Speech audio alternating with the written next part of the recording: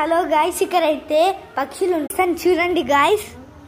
Ado ఇక్కడ ఒకైతే చూరుగా ఉంది ఇక్కడ నుంచి అడోండి అక్కడ అక్కడక్కడ చూసారా? నాకైతే కనిపించడం లేదు. చూడండి గైస్ ఎట్లా ఎగులుతున్నాయో, బాగున్నాయి పక్షులు అయితే. చూడండి ఇట్లా ఎగులుతుంటాయి. అన్నీ వుడ్ పెక్కర్స్, కింగ్ ఫిషర్స్ అన్నీ ఇక్కడికే రెస్ట్ తీసుకుంటాయి.